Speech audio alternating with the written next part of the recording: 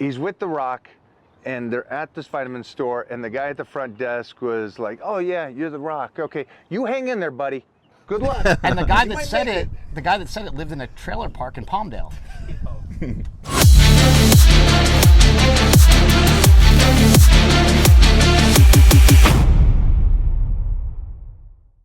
I've learned a lot over the 4 decades of health and fitness and being in the trenches with the greatest in the world. And one of those things I've learned a lot more about and how to build better muscle is nutrition and how it has changed over the decades. And that's why I have the Titan meal plan for you guys out there that are confused about nutrition.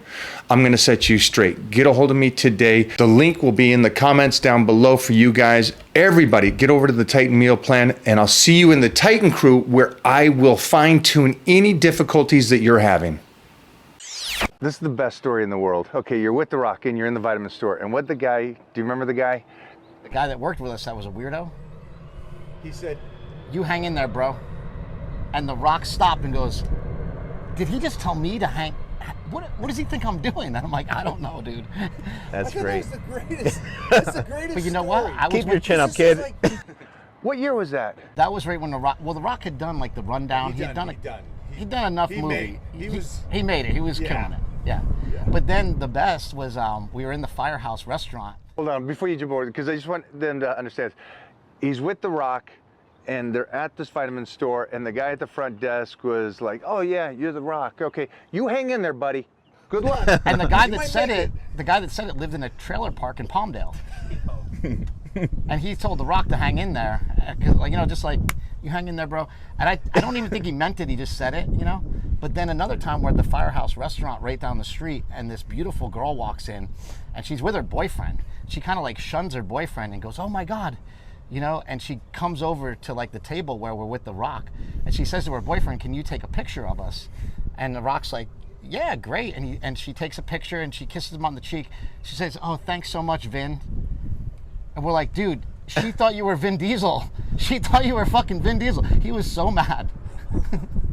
He was so like bummed out. Like, He got crushed. You got killed. So even if you're famous, you still get killed in You still Venice get Beach. killed on those things. Doesn't matter. So we just finished one movie. It turned out great. I am loving it. I love the dailies that we see. On to the next project. You finish, you keep going, you keep trying to go. That's, I guess, a better way to say it.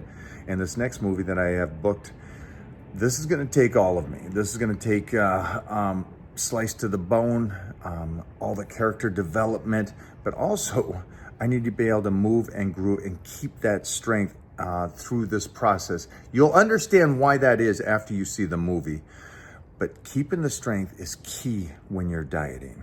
And so I'm gonna show you how to do that on Power-Bodybuilding. You guys have a great day, and I'll see you over there.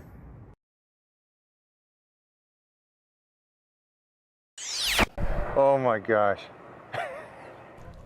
Doesn't matter. But we met a long, long time ago back in, what was it? It must have been like 92, 93. I think 92. Do you remember Jeff Poulin, bodybuilder? Jacked pro bodybuilder? I met him at a really familiar. I met him at a USC party, like a frat party. He was a security guard there. USC, where I went to school. Yeah. Okay. He was a bouncer. He was a bouncer at this party, and I said, "Dude, I've never seen anybody like." He was the first pro bodybuilder I ever saw in real life. I'm like, I've never seen anything like this. Besides maybe Billy Thunder Smith, who came to Poughkeepsie one time. Okay, all right. And I've never seen anything like this. Where do you train? He's like, "Oh, at Gold's Gym. It's the mecca of bodybuilding." And I'm like, no, I know all about Gold's Gym. I just can't get in there. And he's like, "Why can't you get in there?" I go, "Well, I'm a nobody." And he's like, "You don't have to be anybody to come in there. You can come in, come meet me down there." And so I went and met him down there, and that's when I met you guys. It was like 92, I think. Back when no one had a membership. Yeah, and I asked the first thing. Okay, Keen was at the front and he knew everybody's. I have a Cancun story, but first, I asked them where the power lifters were, and they say, "See that guy over there in the hot skins?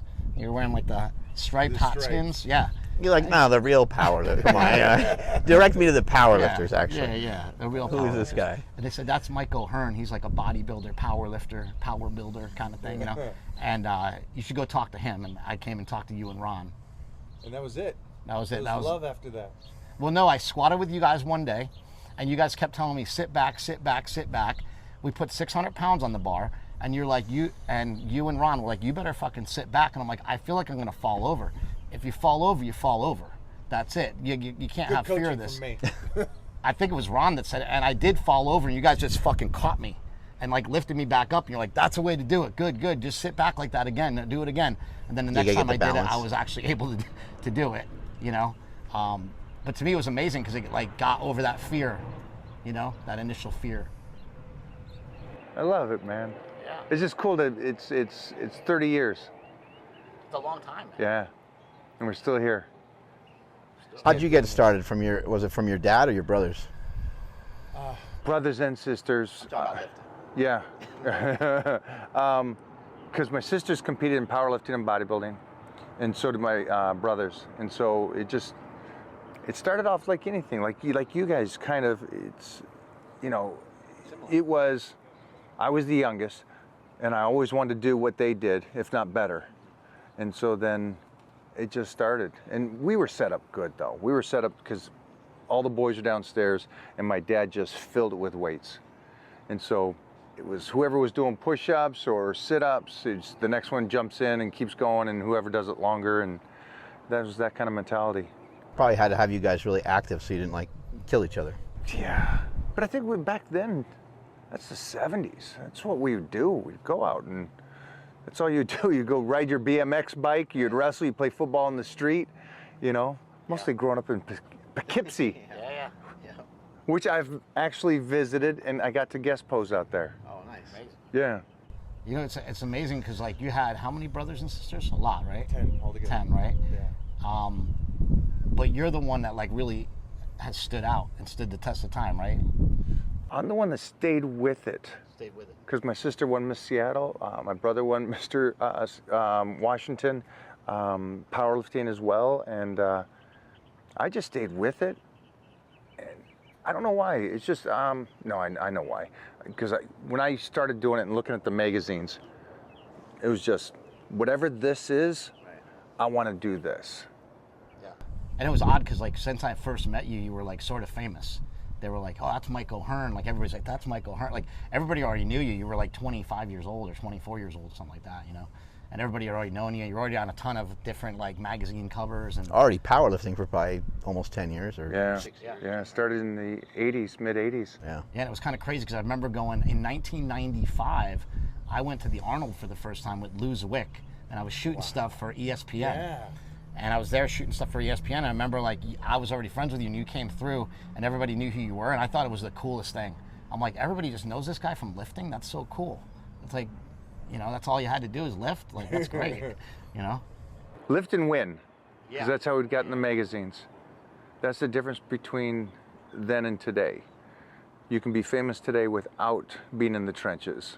It's that time again to get my blood work done to see where my numbers are. Again, the one big thing for me is I'm keeping track of it. It's so precise. You know, I competed in bodybuilding and powerlifting and martial arts, but that was all over decades ago.